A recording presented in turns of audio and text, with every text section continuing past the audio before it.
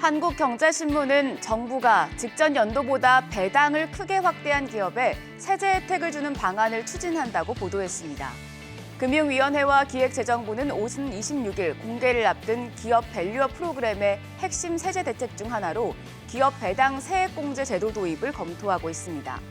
투자 증가분의 세액공제 혜택을 주는 투자세액공제처럼 전기 직전 대비 배당을 확대한 기업 대상으로 세금을 깎아주겠다는 것입니다. 2020년 33조 1,638억 원이던 유가증권 시장 배당액은 글로벌 금리 인상에 따른 실적 둔화 등으로 2022년 26조 5,854억 원으로 줄었습니다. 정부는 배당 세액공제를 도입하면 기업들이 배당을 확대할 요인으로 작용할 것으로 기대하고 있습니다. 정부는 이와 함께 세무조사 유예 등 세정 지원을 강화하는 방안도 추진합니다. 파운드리 공정 경쟁이 격화하는 가운데 조선일보는 삼성전자가 모바일 반도체 설계 시장의 절대 강자인 ARM과 동맹을 강화하기로 했다고 보도했습니다.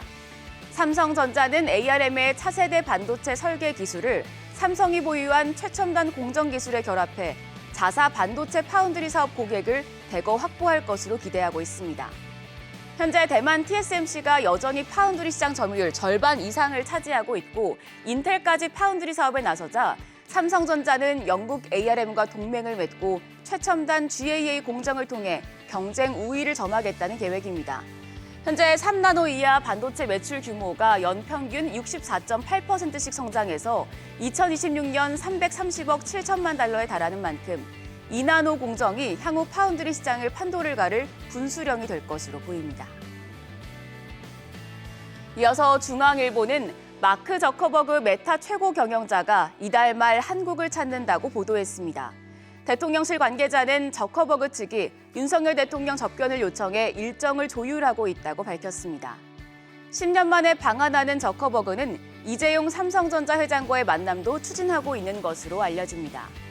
이번 방한 중 저커버그 이재용 회담이 이뤄진다면 AI 반도체 협력이 테이블에 오를 것이란 전망이 나옵니다. 한국경제신문은 파이낸셜 타임스를 인용해 미국 대형은행에 연체된 상업용 부동산 부채 규모가 대손 충당금을 넘어섰다고 보도했습니다.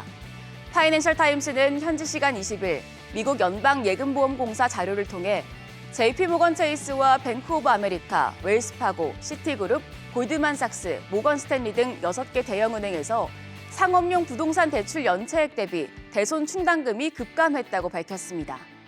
30일 이상 연체된 상업용 부동산 대출 부채 1달러당 대손 충당금은 2022년 1.6달러에서 지난해 0.9달러로 줄었습니다. 30일 이상 원리금을 갚지 못한 상업용 부동산 대출이 전액 부실화할 경우 은행들이 현재 쌓아놓은 준비금만으로는 손실을 메우지 못한다는 의미입니다. 이들 6개 은행에서 연체된 대출 규모가 지난 1년 사이 93억 달러로 3배 이상 늘어나면서 대손 충당금은 상대적으로 크게 줄었다는 평가가 나옵니다.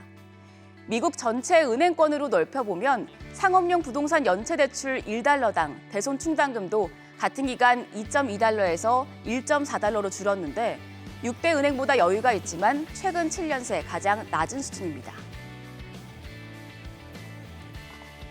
동아일보는 현대자동차그룹의 첫 전기차 전용 공장에서 전기차 시범 생산이 시작됐다고 보도했습니다. 기아는 전기차 전용 공장인 광명 2부 플랜트에서 시범 생산을 통해 공장 설비를 상세 점검한 뒤 6월부터 정식 생산에 돌입할 예정입니다. 이곳에서 올해 상반기 국내 출시를 앞둔 기아의 소형 전기 스포츠 유틸리티 차량 EV3가 양산되고 내년부터는 준중형 전기 세단인 EV4가 생산될 예정입니다. 연간 생산 규모는 15만 대입니다. 기존에는 내연기관차를 만드는 공장에서 전기차를 함께 생산해 왔는데 이번 전용 공장이 본격적인 전기차 시대 신호탄이 될 것으로 보입니다. 마지막으로 매일경제신문은 앞으로 통신사를 갈아타는 이른바 번호 이동을 할 경우 더 많은 단말기 지원금을 받을 수 있다고 보도했습니다.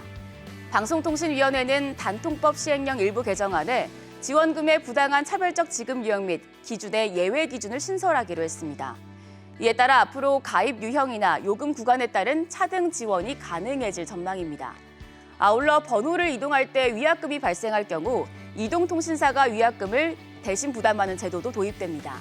이번 시행령 개정으로 통신업계에서는 타사 가입 고객을 유치하기 위한 경쟁이 한층 치열해질 전망입니다.